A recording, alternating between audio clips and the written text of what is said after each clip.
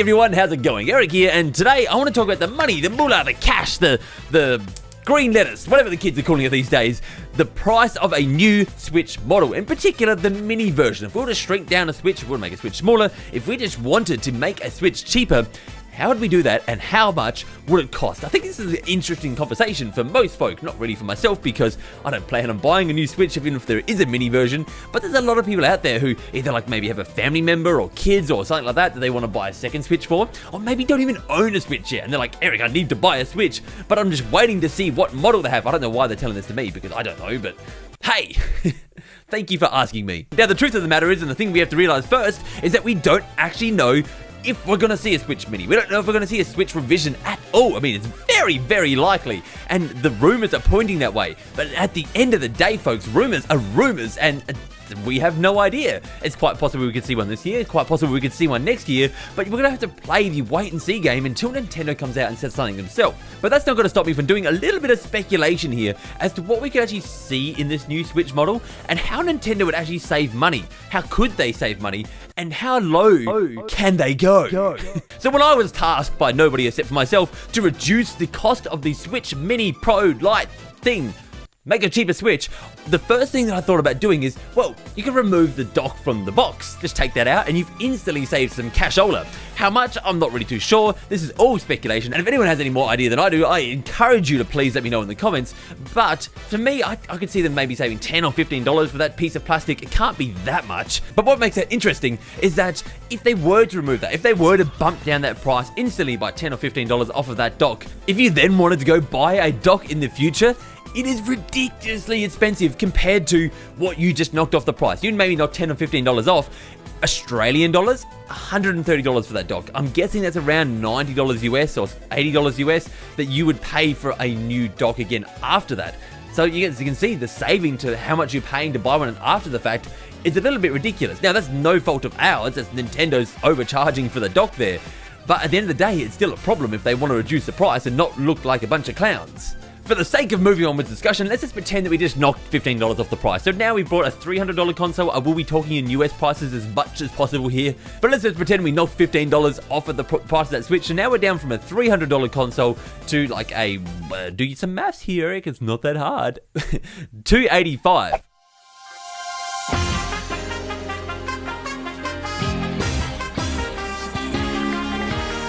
What do we do now? Well, we hear a lot about them making a one-piece unit. In other words, like nothing to do with that anime thing. More to do with actually joining anime thing. Wow, someone's going to get offended at that. More to do with actually having the Joy-Con and the Switch all as a one-piece unit. Now, this could possibly save some money because, after all, you're not having to have Joy-Con on there separately. You're not having to deal with the rails or anything like that. It's just one piece. How much it's going to save, I'm not 100% sure. But we could certainly just knock some price off of it by that. I really have no idea how much. Of course, there is some problems with having the Joy-Con attached to the unit itself, like working with Labo or working with like Mario Party or 1-2 Switch. It does have its own set of problems, but at the end of the day, it's still possible, just problematic. I really don't know how much this would actually save. This is a very confusing saving to me, and I'm going to throw a figure at it, but it's a saving like $10 off the price for that. Now we've reduced it maybe down to like $275, but as with the theme of this whole thing, how much lower can we go? The next biggest thing we hear is, what about making it a smaller unit? If we made a smaller unit, obviously that's going to, things are smaller, things are costing less, you would imagine. But not always is that the case. Obviously the screen size, that costs less now for you to make. But having a separate production line, making smaller Switches, smaller Joy-Con, smaller everything that will fit together, doesn't always make it cheaper. Sometimes that can be more expensive to set up these other things. So as far as a smaller unit actually reducing the cost, I'm not even sure if they would. Plus, how much space do they even have for everything in there in the first place? We know once they shove all of that kind of technology in there, sometimes technology just can't get smaller. Like the phones, in some cases, there's a reason they can't get thinner.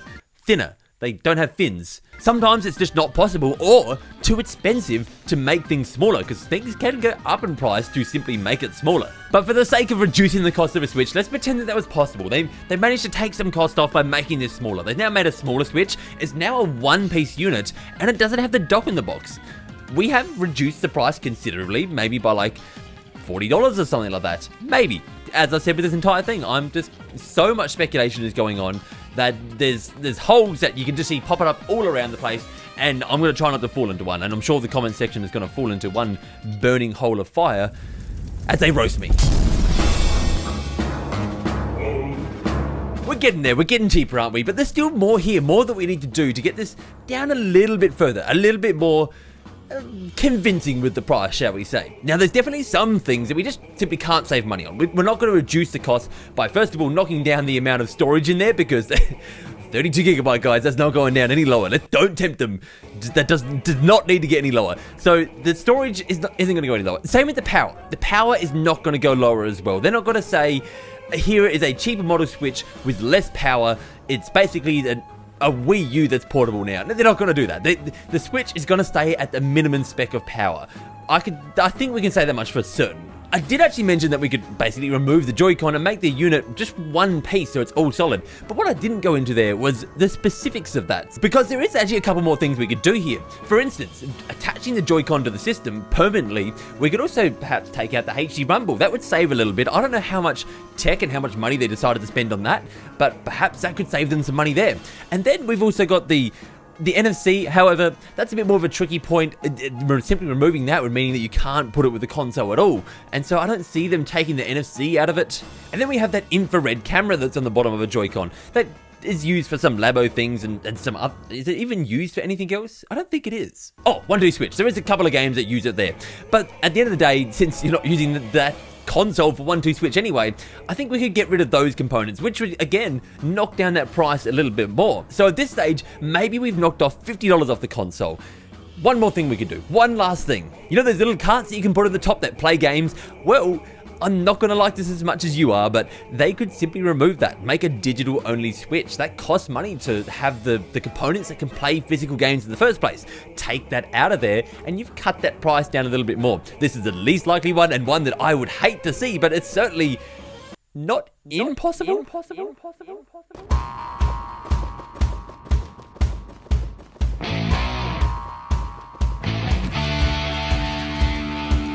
Now at this stage, we've actually managed to cut that cost fairly well. Like, by the time we've taken out the dock, we've taken out, or we've made it one piece. We've made the whole thing a little bit smaller. Maybe taken out the infrared and the HD rumble. Taking all of this stuff out, maybe we've knocked $50 off the price easy. Who knows? Like, that sounds like a pretty good saving. Now, it doesn't attract me at all, but that was never the point of this discussion from the start. It was never going to attract me because I don't want a cheaper, lesser, dumbed down Switch. I did not mean to say dumbed down, but a cheaper Switch because it's not attractive to me. But a $50 cheaper Switch, when you're talking about a $300 console, is a pretty big cut. And if you are just buying this again for like maybe a first Switch, or maybe you're getting multiple Switches because you have children and they all want one each, and it's not going to happen unless they each get one, this all of a sudden becomes much more attractive. I really do have to wonder though, is this that attractive a product? I mean, sure, it'll be great for some people out there, but is it more of a point of once they've got this out of the way, then like people can stop sitting on the fence and going, should I wait for this new Switch model? Should I or should I not? Because once it's out there and you know what it is, you're like, well, I might as well go get it. The old model, that is. It's really important that we remember something though, that everything that I just said is complete speculation. Again, I said that so many times, but I have to say it again. It's complete speculation on my part. I don't know how much these parts cost. And so I'm just guessing it. This is how they can reduce the cost. Maybe there's better ways. Who knows? Maybe Nintendo are already making a decent buck off the Switch. God only knows that those parts that they were purchasing in the first place, they've come down in price now. They're not paying as much as they used to for the parts. So they could simply just drop the price of the Switch in the first place for all we know. Maybe, like I said, maybe there's a big gap there that they could simply make buck off this. Who knows? We'll find out. Hopefully. Maybe. One day. This year. Maybe next year. We'll see. I think that's going to do it for today. This chat was also going to be, I'll just mention this quickly, this chat was also going to be on the Switch Pro, better model, bigger, better model, but then I figured, you know what, there's enough substance here that we can just talk about the mini model and maybe do something about a Pro or something like that when it's looking more closer to coming out, because I don't believe at the moment we're getting that close to the Pro coming out. And I thought this was an interesting chat anyway. Hopefully. I don't know. Who knows? Thank you for watching the video though, and remember, if you liked what happened here, hit that like button, hit that subscribe button, be much appreciated, and for great Nintendo entertainment, remember, you can count on me.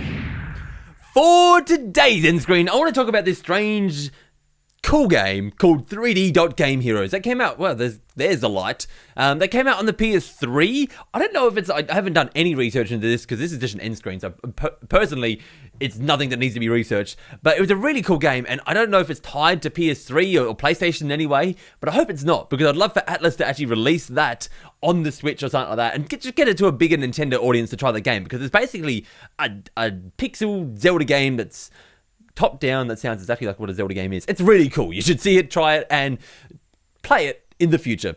Goodbye.